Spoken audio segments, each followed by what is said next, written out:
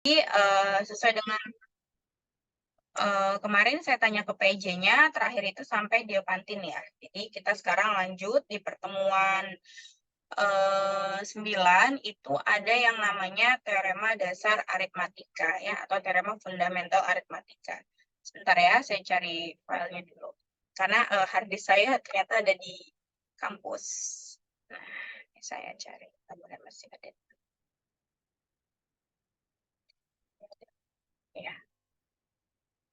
Oke, jadi kita materi dulu sebentar, karena sebenarnya di pertemuan 11 ini tidak terlalu sulit ya. Jadi kan kalian juga kemarin sudah kuliah dengan Bu Yayu dari pertemuan 1 sampai 7 juga tidak terlalu sulit kan ya. Jadi hanya mengupas saja apa yang selama ini sudah kalian pelajari dari SD gitu kan.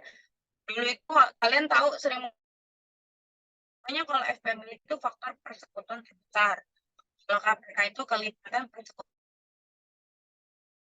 terkecil. Misalkan pakai pohon faktor, pakai pemfaktoran prima, tinggal dilihat aja mana yang bersekutu dan mana yang paling besar dan paling kecil. Intinya gitu kan. Tanpa kalian tahu, kalian paham, itu seperti itu. Kenapa gitu? Dari mana aturan seperti itu? Dari mana FPB kok diambil yang besar, KPK itu diambil yang kecil, itu dari mana? Nah, kemarin kan sudah dibahas semua ya, yaitu tentang teorema teori KPK dan FPB. Yang teori yang pembagi habis, yang membagi habis, yang lambangnya itu lurus ya, misalkan A garis lurus B, berarti A membagi habis B, seperti itu. Nah, sekarang masuk kelanjutannya. Ini sebenarnya ini tuh sama, nggak beda jauh dengan FPB dan KPK, karena kalian ujung-ujungnya akan mencari faktor-faktor prima atau faktorisasi prima dari suatu bilangan, gitu ya. Oke, jadi hari ini materi kita adalah teorema dasar aritmatika. Di sini ada teorema 1, bilangan bulat yang lebih dari 1 adalah hasil kali bilangan-bilangan prima. Coba kita resapi. Setiap bilangan bulat yang lebih dari 1. Berarti kan artinya 2, 3, 4, 5, dan seterusnya merupakan hasil kali bilangan-bilangan prima. Kita ambil saja misalkan bilangan bulat yang lebih dari 1, kita ambil saja misalkan angka 5. Betul tidak? 5 itu adalah, kita bisa buat perkalian hasil kali bilangan-bilangan prima. Karena 5 itu adalah prima, berarti selesai. Maka 5 itu ya 5 saja, gitu kan? Karena 5 itu merupakan bilangan prima. Sekarang kita ambil contoh lain, misalkan bilangan bulat lainnya adalah 8. 8 itu dia komposit. Apa? Bilangan komposit ada yang tahu? Bilangan selain bilangan prima. Oke, bilangan komposit adalah bilangan selain bilangan prima. Ya, misalkan tadi 8. Karena 8 itu merupakan salah satu bilangan komposit, maka hasil kali bisa kita tuliskan perkalian-perkalian dengan bilangan prima. Ya, 8 berapa faktorisasi primanya? 2/3 atau 2 kali 2 kali 2? Ya, adalah 2/3. Oke, sekarang 10. Berapa 2 perkaliannya? kali 5. Ya, berarti teorema 1 ini terbukti ya. Jadi setiap bilangan bulat yang lebih dari 1 adalah hasil kali bilangan-bilangan prima. Bila bilangan bulat tersebut yang dimaksud adalah prima, berarti selesai. Karena dia prima, berdiri. Kayak nomor 5 tadi, berdiri sendiri. Karena 5 prima, ya udah selesai. Berarti dia 5 aja, nggak ada dikali-kali berapa. Tapi misalkan tadi kita ambil 10. 10 itu berarti 2 dikali 5. Jadi hasil kali bilangan-bilangan prima. Baru jamak ya, bilangan-bilangan prima. Jadi bilangan primanya lebih dari 1, yaitu 2 dan 5. Seperti itu ya. Jadi teorema 1 terbukti. Sebenarnya kan kalian mungkin tahu ya, sangat paham sekali. Bu, 10 itu faktorisasi primanya adalah 2 kali 5. Itu pasti saya yakin dari SD kalian sudah ngelotok itu. Tetapi ketika kalian disajikan dengan bahasa matematika atau teorema yang seperti ini, kalian bingung lagi. Setiap bilangan bulat yang lebih dari 1 adalah hasil kali bilangan-bilangan prima. Maksudnya apa sih? Padahal tadi kalau saya kasih contoh, kalian sudah paham, sudah tahu, oh 10 itu 2 kali 5, tahu gitu ya. Tapi ketika disajikan dalam bentuk kalimat, jadi bingung lagi, ini maksudnya yang mana gitu kan. Berarti di sini di teori bilangan, terutama kalau kita pembuktian teorema, kita harus bisa literasi juga, literasi matematika ya. Jadi kita harus bisa menginterpretasikan apa yang ditulis dengan bilangan-bilangan matematika ya. Yang teorema 1 selesai. Ini tadi buktinya ya, yang sudah saya jelaskan. Kalau misalkan bilangan bulat si N tadi, misalkan tadi kita ambil contoh 5 kan prima ya, maka selesai buktinya. Nih, sesuai dengan kalimat yang pertama. Ambil sebarang bilangan bulat N, tahu si N-nya prima, maka bukti selesai. Kayak tadi angka 5 udah nggak usah dibuktikan lagi. Tetapi jika N komposit, maka N mempunyai pembagi sejati terkecil yang tentunya berada di antara N dan 1. Misalkan di sini dinamakan Q1. Masuk akal ya? Kalau di komposit seperti tadi, pasti dia punya pembagi antara N dan 1. Kalau 1 mah jelas ya, karena semua bilangan pasti bisa dibagi 1. Gitu kan? Nah, tadi misalkan bilangan yang kita misalkan 10 itu 5 kali 2, misalkan di sini diberi nama Q1. Gitu ya. Dengan demikian, terdapat bilangan bulat K1 sehingga berlaku N sama dengan Q1 dikali K1. Nah, si Q1 ini ada dua kemungkinan. Dia bisa prima, dia bisa bukan prima. Gitu ya. Misalkan angka 10. 10 itu kan 2 dikali 5. Berarti Q1-nya 2, K1-nya misalkan 5. Nah, Q1-nya itu dia prima selesai. K1-nya juga prima selesai. Tapi gimana kalau di antara Q1 atau K1 ini dia bukan prima? Misalkan kayak 12. 12 misalkan kalau kita hitung pertama 2 dikali 6. Misalkan kita pakai bilangan bulat dulu ya. Kita nggak ngomongin faktorisasi primanya. Kita pakai bilangan perkalian bilangan bulat dulu. 12 itu 2 dikali 6. 2-nya prima, tetapi 6-nya dia bukan prima. Maka lanjutan pembuktiannya adalah, andaikan Q1 tidak prima, maka terdapat faktor dari Q1 selain dirinya sendiri dan 1. Betul ya? Contoh, Q1 tidak prima, misalkan tadi 6 ya. Dibalik deh, bukan 6 kali 2, tapi 2 kali 6. Nih, misalkan di sini 6 kali 2. Jadi Q1-nya 6, K1-nya 2. Berarti Q1-nya 6 itu kan dia tidak prima ya. Maka si 6 itu punya faktor dari Q1 selain dirinya sendiri dan 1. 6 itu adalah 2 dan 3 faktornya. Betul kan ya? Nah, kalimat berikutnya, akan tetapi hal ini kontradiksi dengan pernyataan Q1 faktor terkecil dari N. Oleh karena itu, Q1 merupakan bilangan prima. Jika K1 bilangan prima, maka bukti selesai. Gitu ya. Yang tadi saya bilang, kalau misalkan ada 10, maka perkaliannya adalah 2 dikali 5. 2-nya prima, 5-nya prima. Jadi Q1-nya prima, K1-nya prima berarti selesai. Ya. Lalu bagaimana tadi yang belang-belang, 1 prima, 1 komposit? Nih. Jika K1 bilangan komposit, maka K1 mempunyai faktor terkecil selain 1. Misalkan Q2 faktor lainnya. Ya, biar nggak ketukar tadi sama Q1. Seperti sebelumnya, tentunya Q2 merupakan bilangan prima.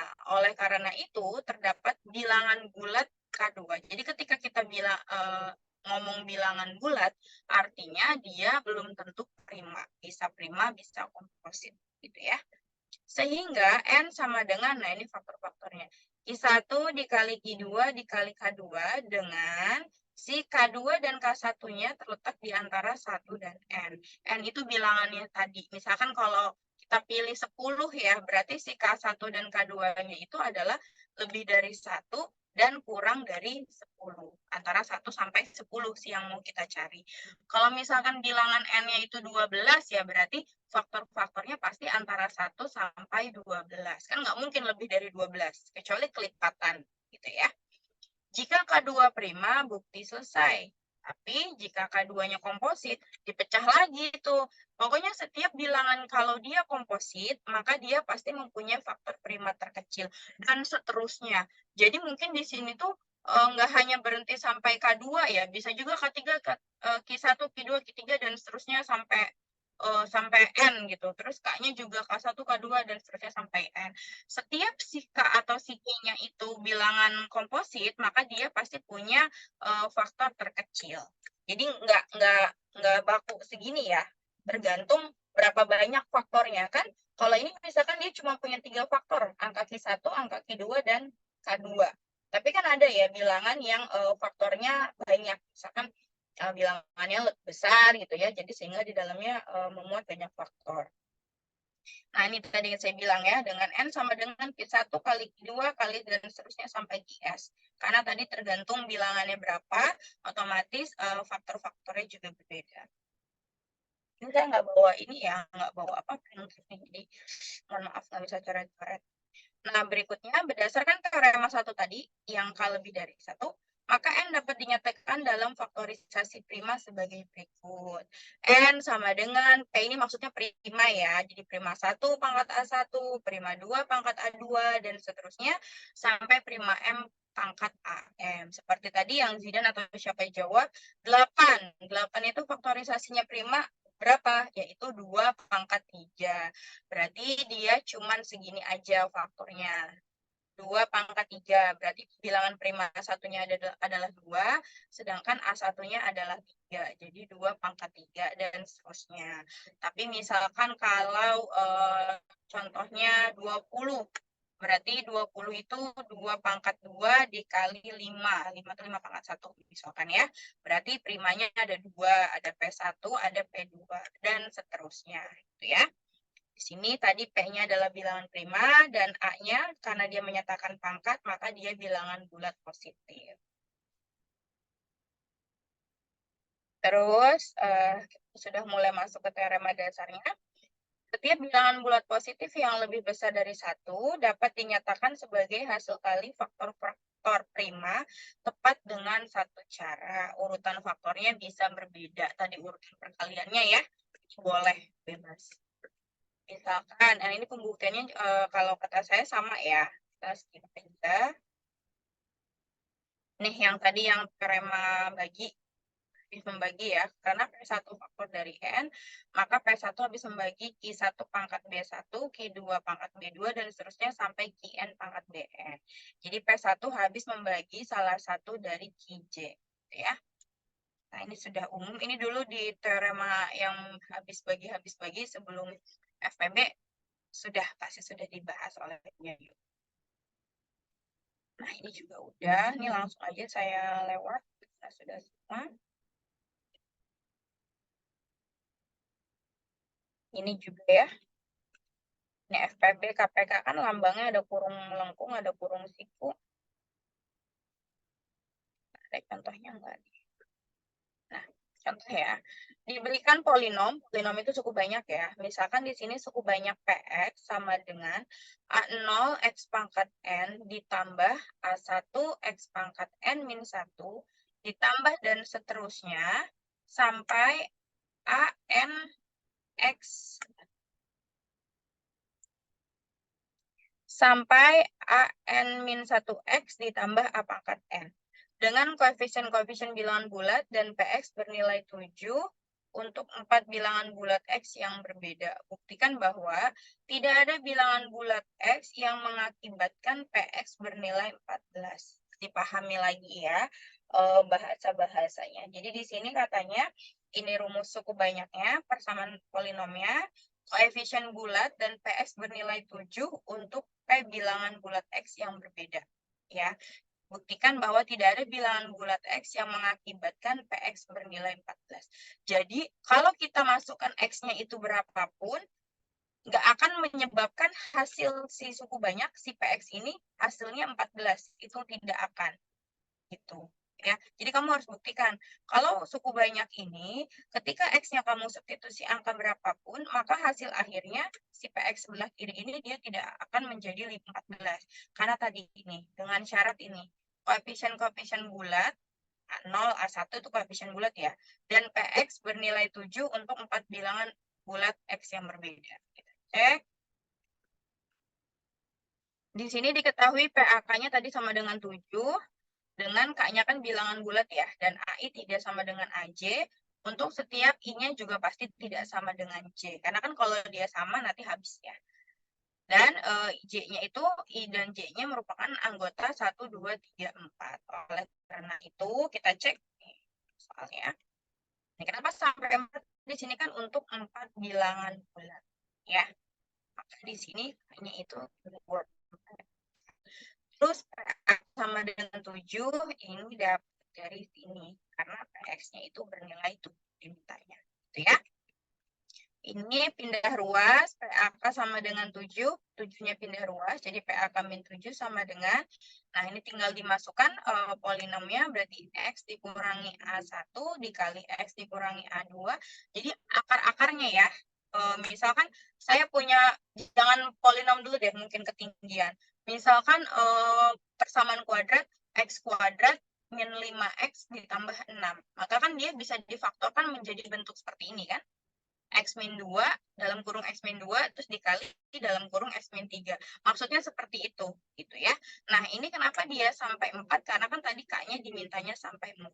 Maka di sini A-nya diminta sampai 4. Sedangkan Qx-nya di sini Q merupakan polinom dengan koefisien-koefisien bulat, ya.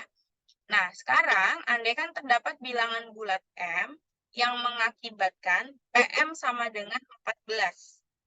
Jadi kita kayak pembuktian kontradiksi di soalnya di tadi kan kita diminta ya bukan bahwa tidak ada bilangan bulat X yang mengakibatkan PX bernilai 14.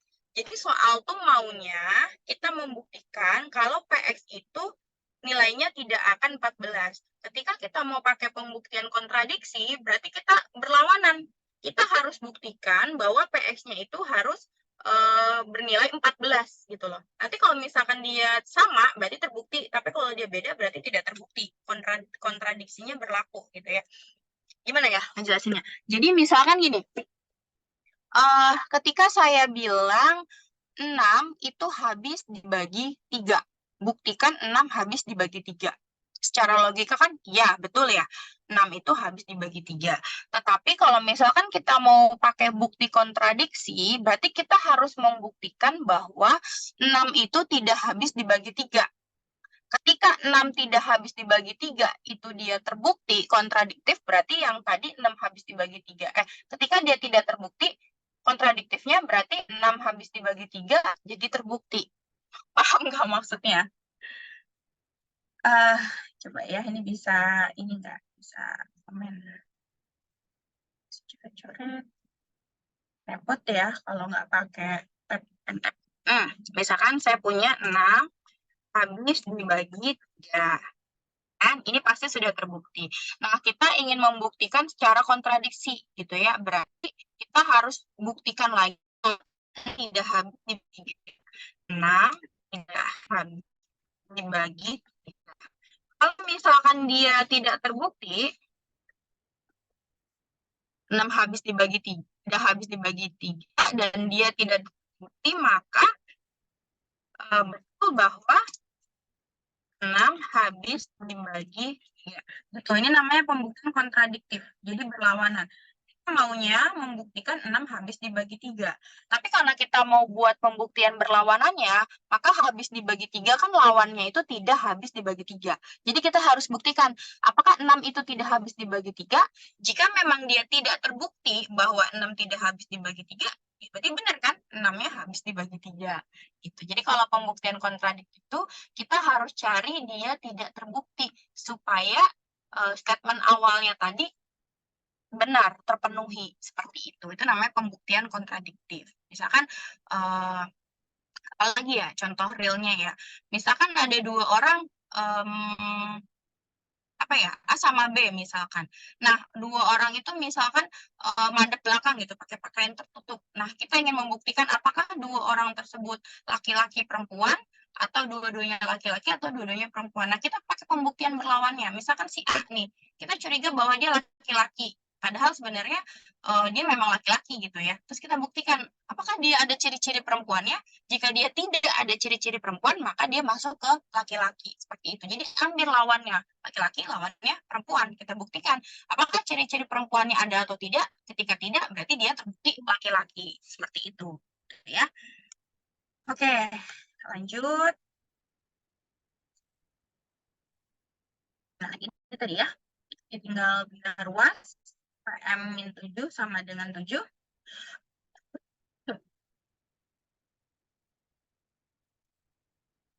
Kontradiksi. Berlawanan berarti buktinya adalah betul. Jadi tinggal diuraikan aja ya. Tadi A-nya tinggal digantikan dengan M yang di depannya nih. X-nya, sorry, X-nya. Dan seterusnya, M dikurang A1 dikali M dikurang A2 dikali M dikurang A3 dikali M dikurang A4. Dan seterusnya. Ini contoh 2, sepertinya bisa kalian baca ya. Ini misalkan, buktikan bahwa hasil kali 3 bilangan bulat berurutan yang tidak nol tidak pernah berupa bentuk pangkat sempurna. Pangkat sempurna itu maksudnya kuadrat sempurna atau pangkat 3 sempurna. Misalkan kalau kuadrat sempurna itu misalkan 4, 9, 16, 25 itu kan kuadrat sempurna ya. Jadi kan 2 kuadrat 4, 3 kuadrat 9, 4 kuadrat 16. Jadi si angka 4, 9, 16 itu namanya kuadrat sempurna. Kalau pangkat 3 sempurna ya berarti ngitungnya pangkat 3. Misal berarti 8, terus 27, terus 64 gitu kan, karena kan dia hasil dari 2 pangkat 3 kan 8, 3 pangkat 3 27, 4 pangkat 3 64 gitu ya. Berarti 8, 27, 64 itu merupakan pangkat 3 sempurna. Jadi maksudnya pangkat sempurna itu. Nah, kita disuruh buktikan bahwa hasil kali 3 bilangan bulat berurutan yang tidak nol. Harus berurutan. Misalkan kalau dimulai dari 3, kita kalikan hasil kali 3 bilangan bulatnya, berarti 3 kali 4 kali 5. Berapa tuh misalkan? 3 kali 4, 12. 12 dikali 5, 60. Nah, begitu maksudnya ya. Jadi hasil kali 3 bilangan bulat berurutan yang tidak nol. Jadi dia nggak boleh nol salah satu bilangan bulatnya. Nah, kita tuliskan kan seperti ini nih. N-1 dikali N dikali N tambah 1. Ini tuh maksudnya berurutan. Ini rumus 3 bilangan berurutan. Nah, misalkan kita taruhlah N-nya. Misalkan tadi N-nya saya mau start dari angka 5 ya. Berarti 3 bilangan berurutannya adalah 4 kali 5 kali 6 gitu. Kalau tadi N-nya 5, ya kan berarti N-1-nya 4, terus N plus 1-nya tadi N-nya 5 ya, berarti N plus 1, 5 tambah 1, 6. Maka dia berurutan kan 4 kali 5 kali 6. Jadi rumus 3 bilangan bulat berurutan itu N-1 dikali N dikali N tambah 1. Nah, hasil kali 3 bilangannya itu dia tidak 0. Berarti di sini tidak sama dengan 0 gitu ya. Maka, nah ini tinggal dihitung-hitung. N-1 dikali N dikali N tambah 1. Bisa kalian hitung si N-1 dan N tambah 1-nya menjadi N kuadrat min 1, sedangkan N-nya tetap. Jadi tetap dikalikan N. Jelas N tidak habis membagi N kuadrat min 1. Jadi kalian lihat lagi yang bentuk ini. N dikatakan di sini, N ini dia tidak habis membagi N kuadrat min 1. Jelas ya? Misalkan N-nya ini 8. Terus berarti N kuadrat min 1-nya tuh berapa? 8 kuadrat kan 64. 64 dikurangi 1, 63. Jelas 8 itu tidak habis membagi 63. Karena dia ada N min 1. Tapi kalau misalkan cuma N kuadrat dalam kurung N. Ya, N itu membagi N kuadrat. Tapi karena di sini N kuadrat ditemenin sama min 1, udah dikurangi 1 gitu ya, N kuadratnya, maka mengakibatkan N ini tidak habis membagi N kuadrat min 1. Seperti itu.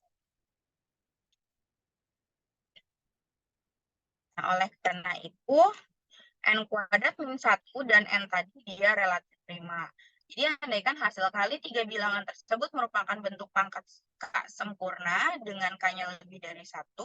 Nah, berdasarkan teorema fundamental aritmatika atau teorema dasar aritmatika, N kuadrat min 1 dan N itu berbentuk pangkat K sempurna. Jadi akibatnya N kuadrat min 1 dan N kuadrat aja merupakan dua bentuk pangkat K berurutan. Jadi di sini kesimpulannya adalah berlawanan, kontradiksi. Gitu ya. Oke. Banyak banget contohnya, tapi intinya sama ya. Ini juga gitu. Tidak pernah sama dengan 3 sama dengan contoh 1. Nanti bisa kalian baca lagi. Habis ya. Nah, oke.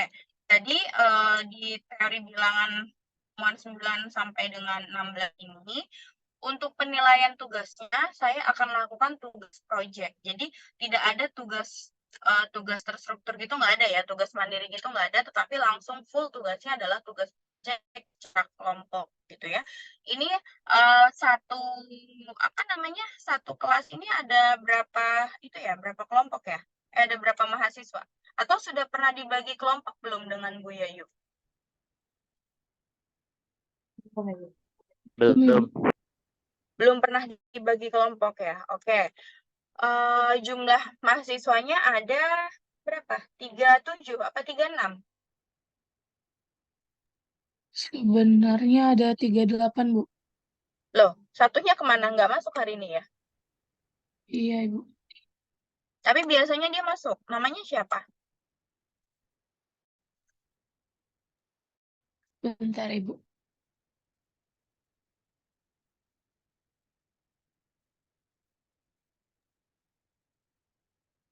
Tadi udah masuk, Ibu. Keluar, sepertinya terkendala jaringan, Ibu.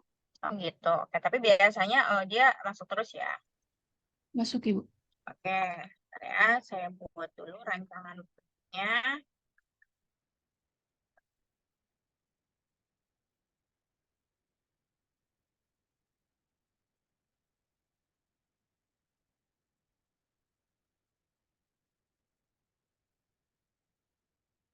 Oke, slide saya sudah muncul ya. Jadi di sini project teori bilangan, kita tetap ada UAS. Jadi hasil project itu bukan pengganti UAS, tetapi pengganti penilaian tugas terstruktur. Jadi selama di pertemuan ini kalian tidak kan tugas-tugas baik itu tugas untuk dikerjakan secara langsung di kelas, langsung di-upload gitu ya di LMS seperti biasa, ataupun tugas-tugas yang dikumpulkan seminggu, deadline seminggu itu enggak. Jadi tugasnya langsung jadi satu, yaitu penilaiannya project atau tugas project gitu ya. Nah, di sini yang pertama, kalian harus buat kelompok dengan anggota 38 ya. Berarti kalau misalkan 4 nggak bisa ya. Kalau 6 kebanyakan. Berarti 4 aja deh. Nanti ada 2 kelompok yang anggotanya 5 ya. Nanti bebas. Kalian boleh acak ya. Nanti gimana PJ-nya aja terserah. Oke, buat kelompok dengan anggota 4. Jadi harus heterogen ya, PJ ya. Jadi laki-laki sama perempuan harus bergabung dalam satu kelompok. Jangan ada kelompok yang laki-laki doang. Tapi kalau perempuan doang mungkin ada ya, karena kan jumlah mahasiswa laki-lakinya terbatas ya. Jadi buat kelompok dengan anggota 4 mahasiswa. Nah, proyeknya ini adalah membuat e-book. Jadi digital ya, e-book ya, membuat e-book. Dengan di dalamnya dilengkapi ada video penjelasan konsep atau materi ya, video contoh soal, dan video latihan. Itu ya. Jadi di dalamnya itu ada video penjelasan materi, video contoh soal, dan video latihan dalam bentuk barcode. Ya, jadi di sini dalam bentuk barcode. Kalian kan bisa ya pasti membuat barcode ya, link gitu ya, tetapi bisa disajikan dalam bentuk barcode. Jadi nanti ada barcode-nya, bawahnya juga ada alternatif link-nya. Jadi ketika barcode-nya itu nanti nggak bisa di-scan atau tidak ter-scan, readers-nya itu membacanya masih bisa membuka melalui link alternatif yang ada di bawah barcode-nya itu. Ya. Nah, nanti setiap 4 mahasiswa ini punya job desk masing-masing. Jadi itu tergantung nanti ketua yang bagi. Jadi saya mau hari ini tuh nama-nama kelompok 4 mahasiswa anggota kelompoknya sudah ada dengan dilengkapi satu PIC atau satu ketua kelompok. Jadi nanti dia yang bertugas untuk komunikasi dengan saya gitu. Misalkan kendalanya apa? Cukup satu perwakilan mahasiswa dalam kelompok itu. Jadi biar semua nggak nanya gitu. Nanti saya pusing ini kelompok berapa. Jadi cukup satu orang aja kalau yang mau nanya gitu ya setiap kelompoknya. Nah, nanti di sini buat kelompok dengan anggota 4 mahasiswa, tadi tugasnya adalah membuat e-book totalnya ada 7 materi temuan 9 sampai dengan 15 karena kan 16 nggak ada materi ya. Nanti saya share ininya RPS-nya.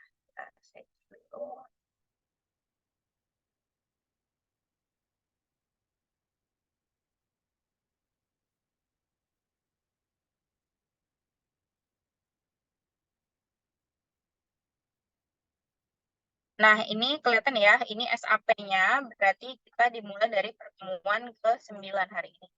Ini bilangan prima dan teorema fundamental aritmatika yang barusan tadi sudah saya jelaskan ya. Berarti ini nanti masuk materi 1, ini 2, 3, 4, 5,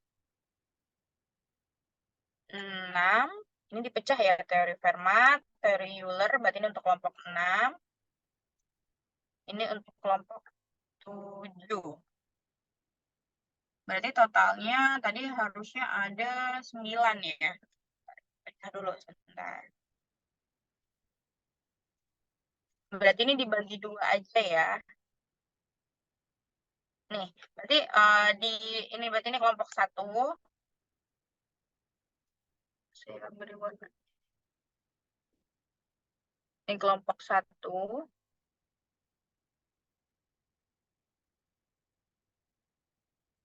Ini kelompok 1.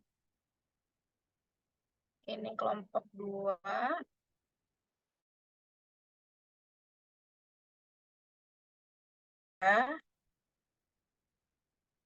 Cukup nggak nih? Ini kelompok 4.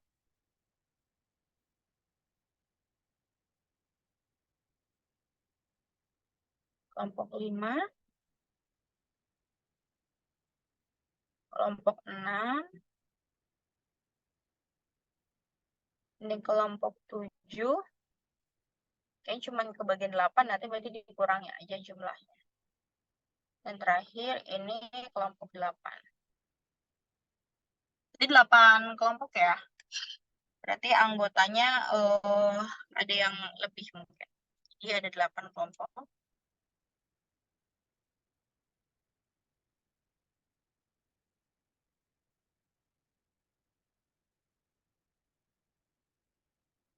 Ini aja buat 8 kelompok heterogen.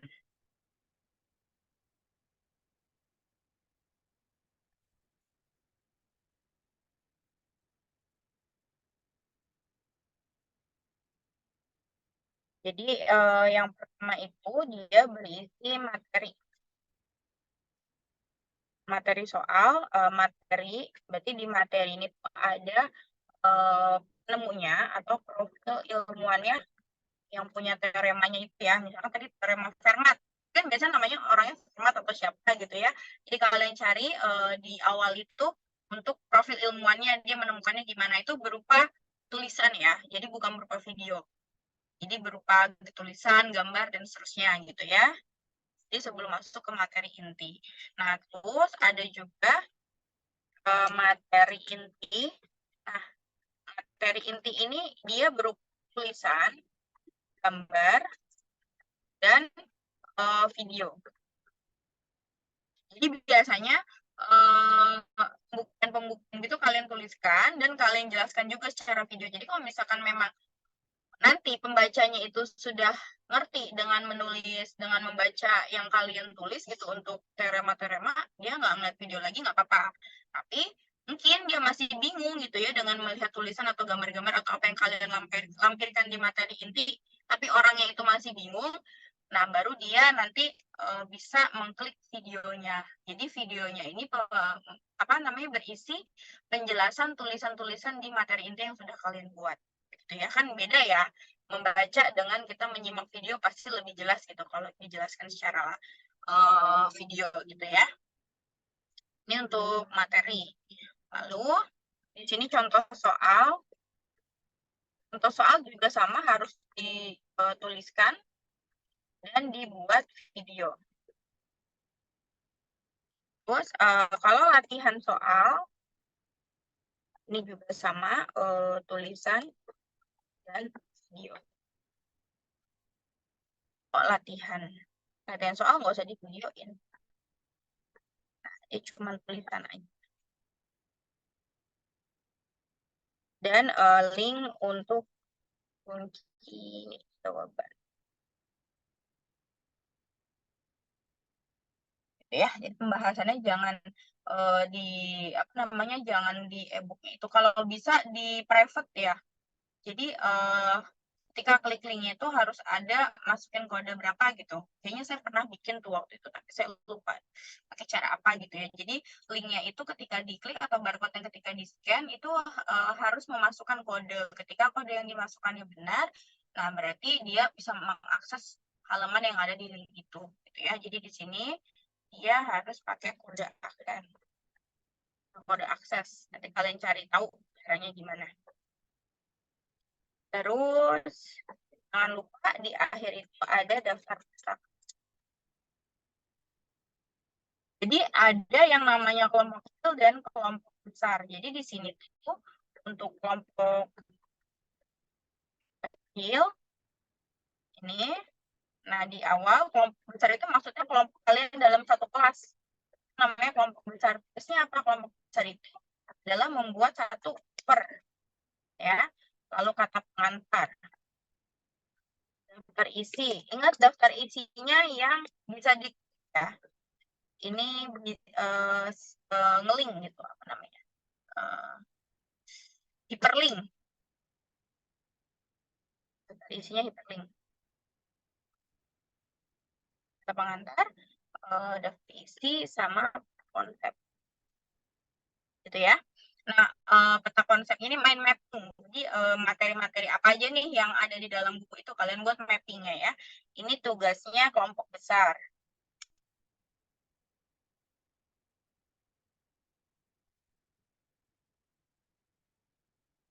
Nih, terus tugasnya kelompok kecil. Kelompok kecil itu berarti kalian fokus ke kelompok kalian sendiri. Kalau kelompok besar itu nanti kalian atur aja. Siapa nih yang buat cover, siapa yang buat ini gitu ya. Jadi harus rata pembagiannya. Terus yang terakhir baru ini juga kelompok namanya kelompok besar.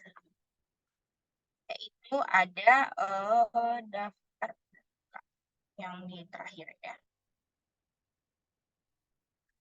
Ini termasuk e-book. Jadi walaupun kalian dikerjakan oleh 8 kelompok, tapi dalamnya itu harus seragam. Jadi mungkin setiap kelompok itu mengumpulkannya masih polosan gitu, misalkan ke kelompok besar. Nanti di kelompok besar itu baru dibuat layout e-booknya gitu ya. Jadi yang penting dalam e-book layoutnya sama, nggak belang-belang gitu ya. Tulisannya kalian sepakati saja ya. Jadi untuk kelompok besar ini PI-nya adalah PJ-nya. IC, ingat ya, PIC itu bukan yang mengerti. Jadi PJ-nya membagi ya, mengorganize anggota-anggotanya. Misalkan kamu bikin ini, sesuaikan juga dengan kemampuannya dia ya. Misalkan kamu bikin cover, kamu bikin kata pengantar, nah itu PJ yang mengorganisasikan. Jangan kamu bikin sendiri, jangan mau disuruh bikin sendirian ya, jadi harus bareng-bareng. Nah, di layout e-book, kelompok besar. Nah, untuk videonya pun kita batasi ya, video penjelasannya itu adalah maksimal 5 menit.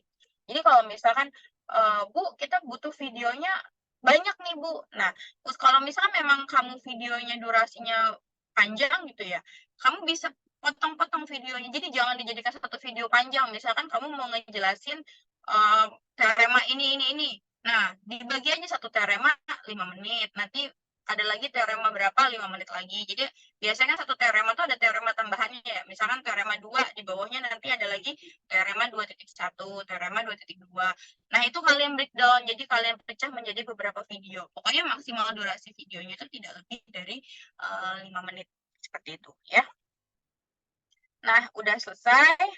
Nanti karena ini project, maka penilaiannya juga ada prosesnya. Jadi penilaiannya tidak hanya di akhir saja, tetapi di tengah-tengah pelaksanaan sama dari mulai persiapan, pelaksanaan, dan hasil produknya itu juga harus saya nilai. Tuh. Nah, jadi kita sepakati di sini deadline-nya, timeline-nya. Ya, misalkan yang pertama, sekarang tanggal berapa nih? 7.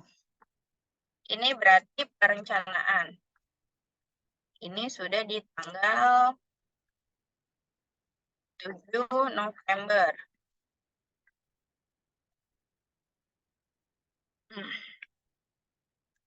Berarti hari ini tagihannya, hari ini harus sudah masuk nama-nama anggota kelompok.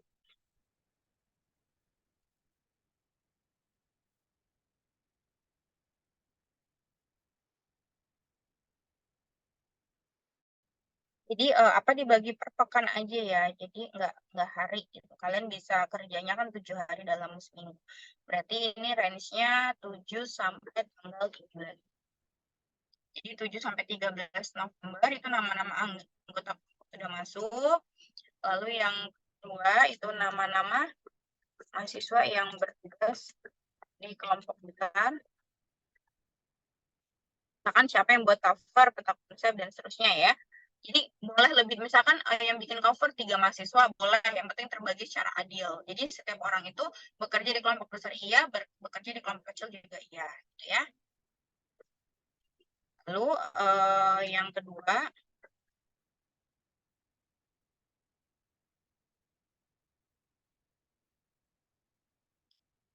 kan prosesnya, nah ini berarti dari tanggal 14 sampai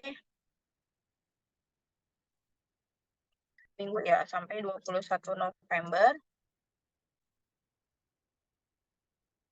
Nah, kalian progresnya itu yang pertama harus sudah ada apa namanya, storyboard ya, atau rangkuman materi lah. Rangkuman materi itu. Jadi nanti dikumpulkannya dalam bentuk PDF aja. Semua kelompok dikumpulkan menjadi satu. Nanti akan saya buatkan linknya untuk kalian mengumpulkan di situ. Ya, jadi nanti semua progres-progresnya ada di link. Karena kan nanti saya menilainya setiap progresnya itu. Jadi rangkuman materi inti, misalkan tadi isinya apa namanya, profil ilmuannya, materi inti, dan seterusnya, itu dalam bentuk PDF sudah harus jadi di 14 sampai 21. Saya tambahin deh di sini. 14 sampai 27 ya. 27 itu pokoknya setiap H-1 ya nih. Berarti 2 minggu ya untuk rangkuman materi inti. Isinya jangan lupa tadi profil ilmuwan, materi intinya berupa tulisan, gambar gitu ya. Kalau untuk video belum. Jadi contoh soal, latihan soal seperti itu. Nah, yang berikutnya ini dari tanggal 28 sampai tanggal 28 sampai tanggal 4.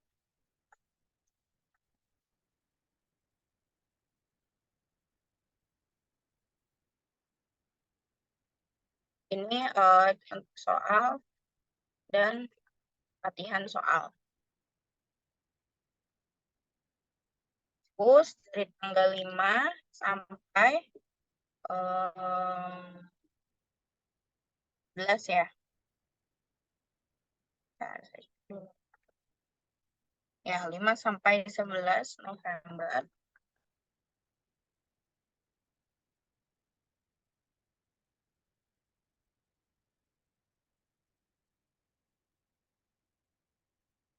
Nah, ini sudah mulai ada, kalau ini dalam bentuk PDF ya.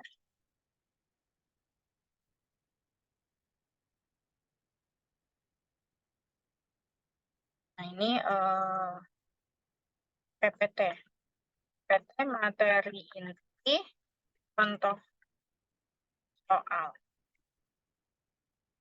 Ini kan karena buat bahan ya. Untuk bahan video.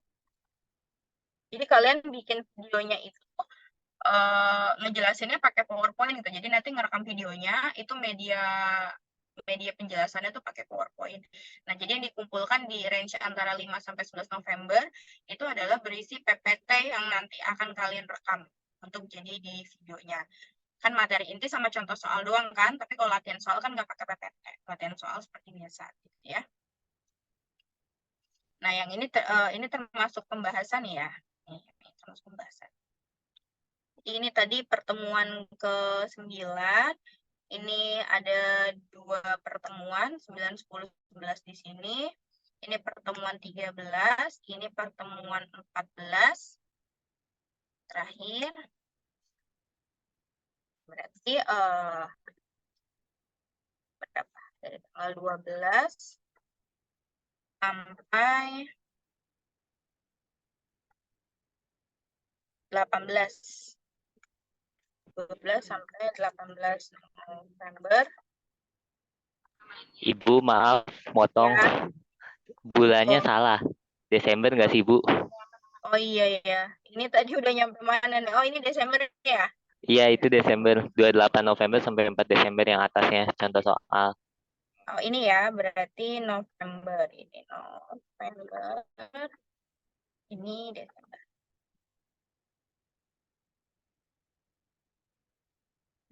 Ini 5 sampai 11 Desember. Ini Desember ya.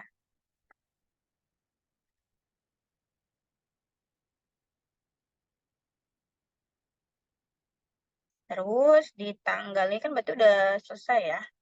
Nah, di tanggal 19 sampai 25. Saya belum tahu ya UASnya itu tanggal berapa gitu ya. Saya belum melihat kalendernya lagi. Tadi PPT materi inti contoh paling untuk bahan video. Yang 12 sampai 18 ini hasil video ya. Hasil rekaman video. Videonya yaitu materi dan contoh.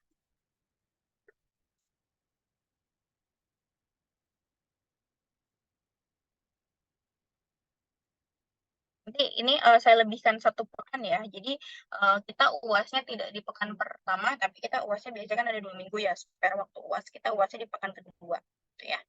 Jadi nanti ada lebihan 1 minggu kalian untuk mengerjakan ini. Kalau misalkan dibilang, Bu, kita kan udah ada UAS juga, ada kuliah juga, kok ada project ribet atau enggak? Nah, nanti kan pasti akan saya sesuaikan gitu ya. Antara perkuliahan yang tugasnya hanya tugas terstruktur saja, dengan perkuliahan yang memang ada tugas projectnya. Nanti pasti materi-materinya akan saya buat lebih ringan, karena kan pasti kalian sudah mengerjakan projectnya itu. Gitu ya. Untuk soal UASnya juga tidak sekompleks dengan mata kuliah yang memang penilaian itu hanya diambil dari UTS dan UAS dan tugasnya ringan, tugas terstruktur. Pasti saya buatnya untuk UASnya berat gitu ya.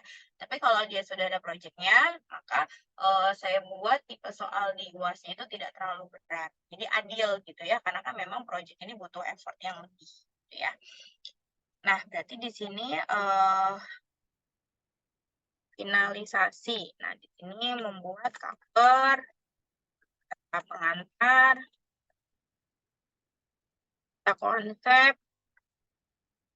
dan seterusnya ya, hapus.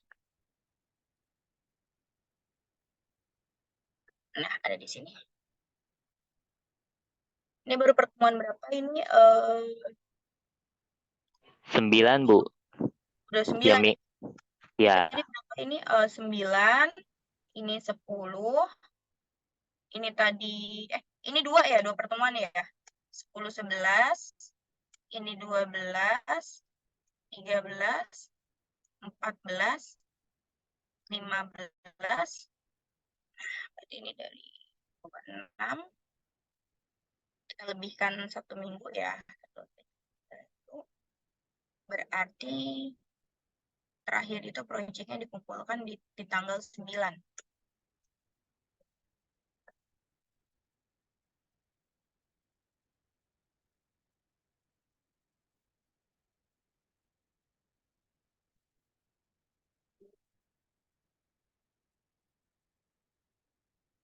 produk akhirnya. Ya. Nah, saya masukin nilai itu kalau nggak salah di awal Januari deh. Jadi akan saya masukkan nilai itu di tanggal 9 kalau nggak salah ya. Jadi nanti kelompok yang tanggal 9 itu belum selesai ya berarti saya masukkan nilainya apa adanya. Jadi walaupun ini menjadi satu bagian besar, satu e-book gitu ya, tetapi kan saya tahu di dalamnya itu setiap kelompok itu mengerjakan materi mana-mana. Jadi nanti ya nilainya pasti akan berbeda antara kelompok yang satu dengan kelompok yang lainnya. Makanya tadi ada kelompok kecil, karena penilaiannya nanti diambil dari kelompok kecil. Sedangkan kelompok besar yang mengerjakan cover dan sebagainya, itu nanti sifatnya tambahan. Jadi untuk menambah nilai dari masing-masing 8 kelompok tadi. Gitu ya, ini timelinenya. Oke, sampai di sini apakah ada yang ingin ditanyakan? Silahkan. Ibu. Ya. Iya, saya izin bertanya beberapa hal. Mungkin yang pertama terkait kelompok. Di sini kan di kelas ini laki-lakinya ada sekitaran 6. Nah, ada 6. Berarti dari 8 kelompok itu 6 kelompok masing-masing harus ada satu laki-lakinya. Ya, betul. Oke, terus judulnya apa, Bu? Kalau kayak gini. Judul apa? Judul dari e-booknya kita tulis teori bilangan gitu. Tapi Ya, kan materinya teori nggak bilangan. lengkap. Nggak apa-apa, tulis saja teori bilangan. Oh, gitu. Ya udah. Dari itunya, dari apa namanya daftar isi ya. Makanya kan tadi saya bilang buat mind mapping-nya juga peta konsep.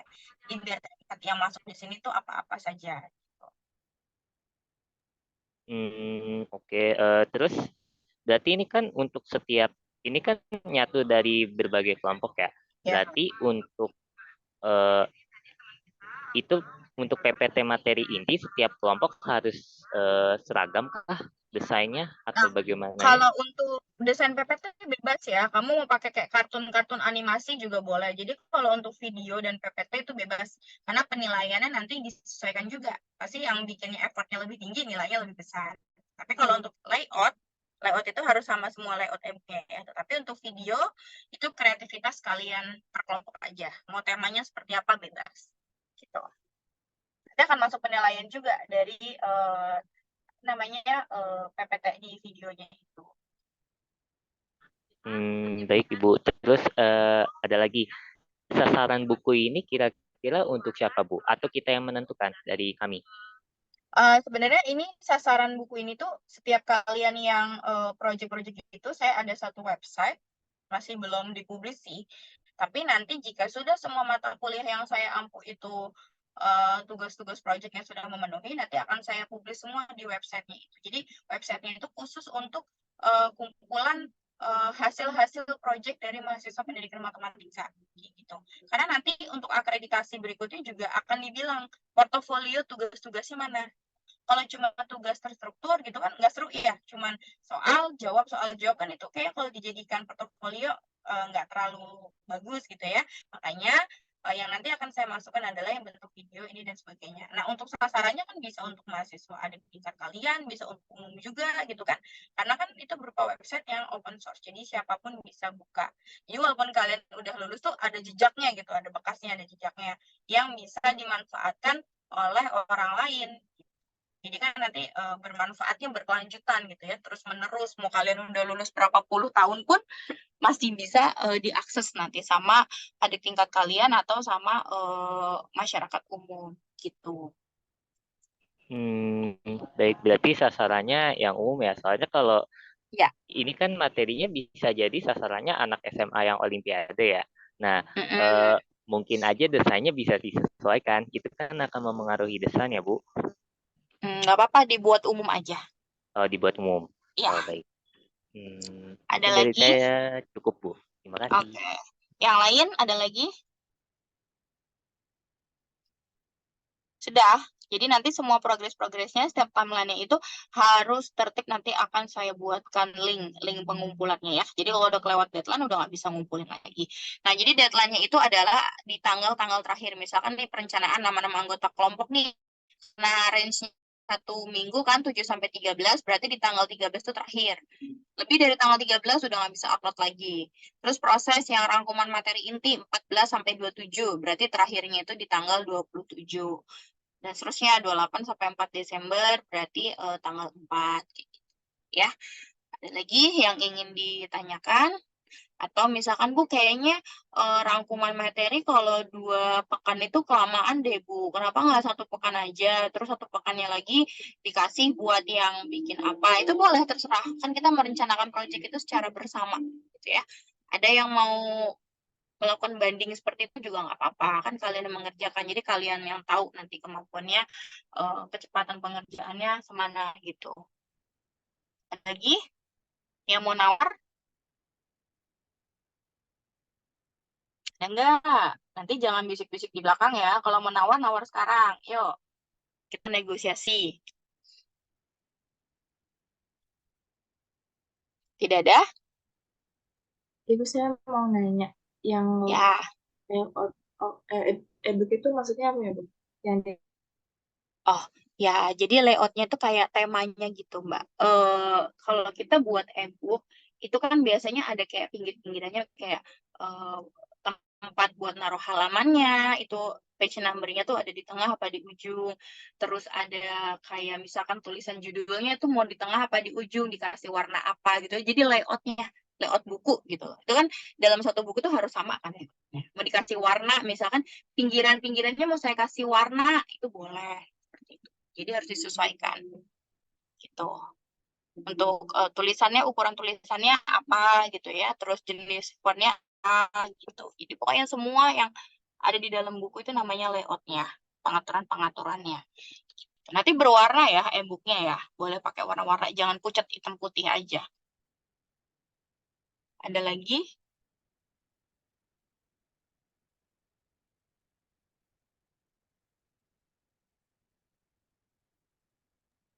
Ibu maaf, Ya, untuk daftar pustaka model penulisannya bebas atau gimana? yang umum aja APA. Oh, yang APA. Oke.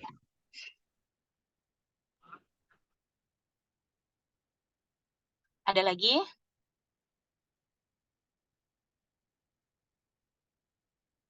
Cukup ya? Oke, jadi kalian sudah bisa mulai berkoordinasi mulai hari ini gitu ya. Tetap ketua dari satu kelas besar ini adalah PJ. Sedangkan ketua kelompok-kelompok kecilnya nanti akan ditentukan terserah kalian gitu. Misalkan kalian mau jadi ketua ya oke, asal yang jadi PIC itu yang bisa sangat bertanggung jawab. Jadi apa-apa yang hubungan sama saya itu yang ketua setiap kelompok kecilnya gitu ya. Jika tidak ada lagi yang ingin ditanyakan atau ingin ditawar, berarti saya anggap kalian setuju dan tidak keberatan. Ya, ini kalau masih ditawar, saya masih bisa loh kalau sekarang. Tapi kalau besok-besok udah nggak bisa ditawar lagi. Oke, tadi saya tanyain, ada yang mau nego nggak? Kalau udah selesai, ya sudah, kita sepakati alur proyeknya seperti ini. Ya, cukup semuanya. Tidak ada yang mengganjal. Halo, cukup belum? Sebentar Bu, masih ngelihat dulu deadline-nya. Hmm,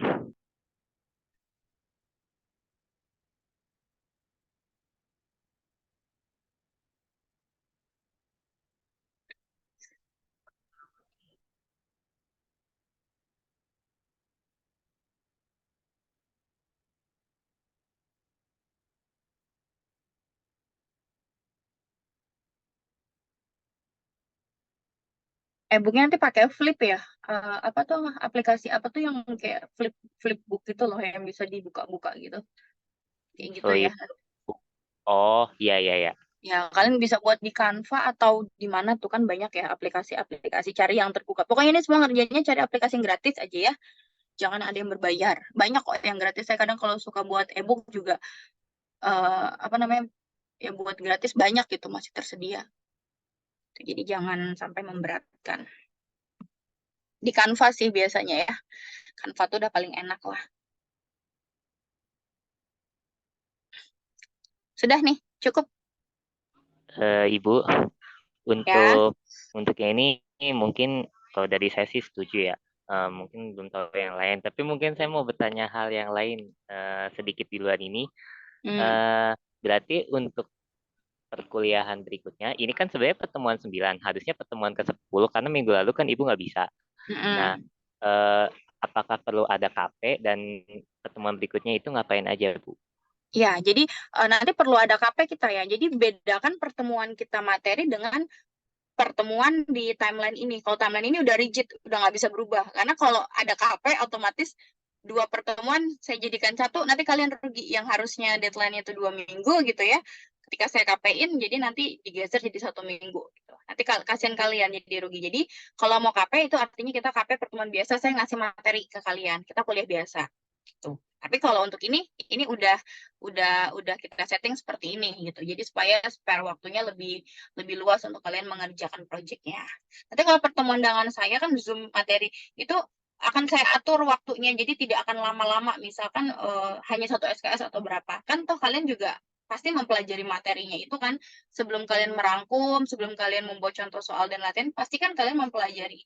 Jadi saya memberikan perkuliahan pertemuan itu hanya untuk memvalidasi saja, gitu ya. Meluruskan saja kira-kira materi-materi ini intinya ini gitu ya. Tapi untuk detail materinya pasti setiap kelompok akan membuat materi itu sedetail mungkin, pasti lebih tahu gitu, lebih banyak detailnya seperti itu. Jadi yang saya berikan materi ini hanya untuk UAS-nya aja gitu ya, penjelasan untuk UAS, karena kita akan tetap ada UAS yang project ini untuk penilaian project. Jadi nanti persentasenya akan saya buat lebih tinggi. Kalau kemarin UTS kan 30 ya, berarti nanti UAS-nya juga 30, sedangkan project-nya ini adalah 40% untuk persentase penilaiannya gitu. Cukup? Cukup, Bu. Cukup ya. Ini nanti saya sampai kampus, ini saya rapikan, saya buat satu link ya, link untuk mengumpulkan project-project. Nanti akan saya share ke PJ-nya. Jadi kalian kalau mau update tugas-tugasnya, silakan diupdate di link yang saya buatkan itu. Gitu ya. Oke, ini saya simpan dulu. Berarti saya anggap cukup. Selamat mengerjakan proyeknya. Kerjakan dengan semaksimal mungkin. Jika ada yang ingin ditanya, boleh kalian tanya melalui PIC kelompok masing-masing, tanya ke saya. Itu ya. Kalau begitupun, kalau ada kesulitan, boleh konsultasi. Jadi, walaupun proyek ini nggak lepas, jadi kalian tetap bisa konsultasi dengan saya. Seperti itu ya. Jadi kerjakan dengan sebaik mungkin karena bobot nilainya adalah 40%. Jadi lebih besar daripada bobot UAS nanti dan UTS kemarin. Gitu ya. Mungkin itu sekian dari saya. Silahkan kalian mulai bekerja bagi kelompok dan seterusnya itu kalian atur sendiri. Cukup ya. Saya tutup perkuliahan hari ini. Terima kasih semua yang sudah bergabung. Ini sudah bergabung ya tadi temannya yang keluar 1 ini sudah masuk lagi. Oke, berarti hari ini hadir semua ya. PJ-nya nanti tolong dicatat di formnya. Oke, terima kasih semuanya. Assalamualaikum warahmatullahi wabarakatuh. Waalaikumsalam warahmatullahi wabarakatuh. Terima kasih banyak, Ibu. Bu, permisi Bu, saya mau nanya. Apa tuh? Untung saya belum live. Ini kan saya Fauzan ya Bu. Waktu itu belum Ya. tes yang gara-gara sakit. Kira-kira bisa kapan ya? Oh gitu, sama Bu Yayu ya. Oke, nanti coba saya tanyain ke Bu Yayu ya. Cuman kamu doang ya, Zan? Apa ada lagi yang lain? Iya, saya doang Bu. Oh, kamu doang. Oke, nanti coba saya tanyain ke Bu Yayu ya. Kira-kira sesuai. Oke. Makasih ya Bu. Oke. Ya.